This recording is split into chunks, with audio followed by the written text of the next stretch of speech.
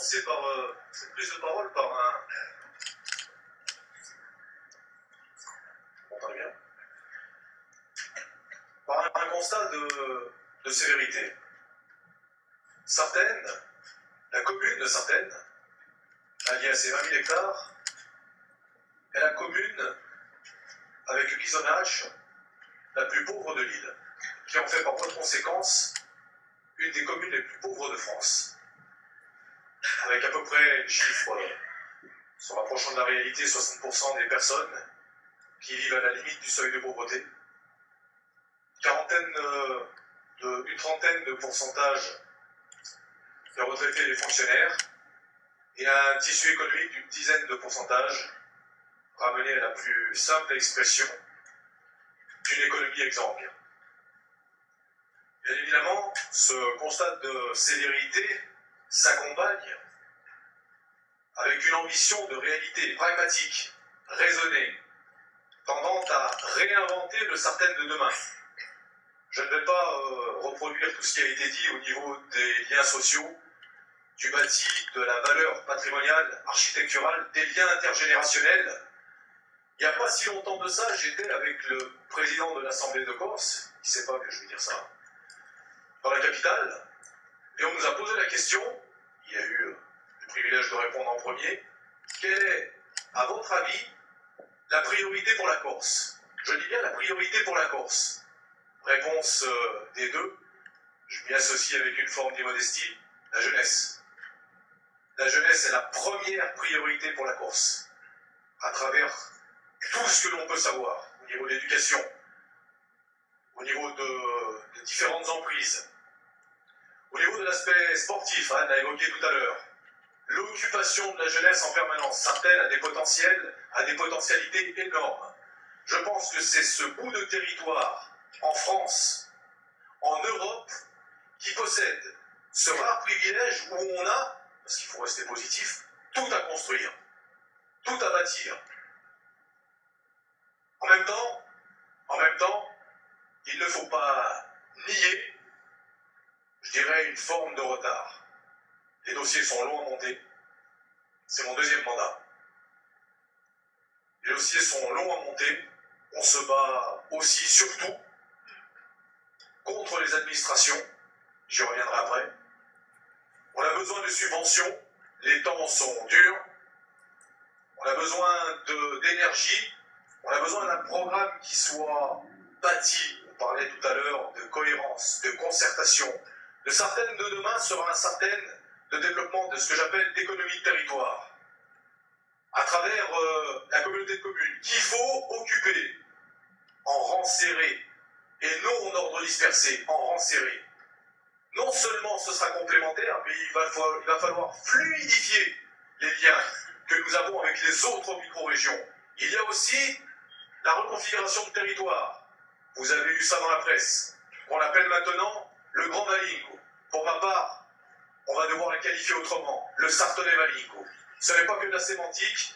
Sur un territoire qui associe plusieurs communes, la nôtre, qui fait plus de 20 000 hectares, doit avoir la primauté de cette nouvelle appellation.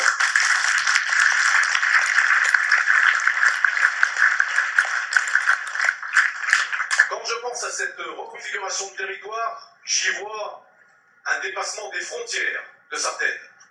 Il y a le bassin d'Ajaccio, la Capa. Il y a ce qui est en train de se construire à l'extrême sud, le rapprochement entre Porto-Vecchio et Bonifacio, de communautés de communes. Pourquoi je vous parle de ça?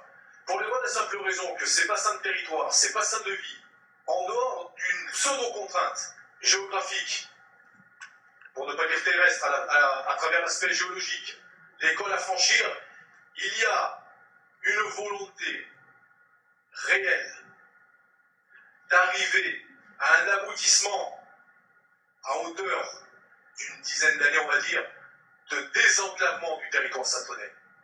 Nous ne pourrons pas véritablement doter Sartène de moyens, et j'appelle ça la conception structurelle, de développement de territoire, si on n'a pas un axe de désenclavement qui permettra à Sartène de se doter d'une véritable attractivité. Les hommes, le territoire, l'aspect patrimonial, culturel, sont bien évidemment des atouts. Et ces atouts-là ne sont que les moyens qui vont pouvoir permettre, à travers cette conception structurelle, de pouvoir désenclaver Sartène pour mieux le faire vivre. C'est important de le souligner. Sartène, c'est un territoire de plus de 20 000 hectares, avec 33 km de façade maritime.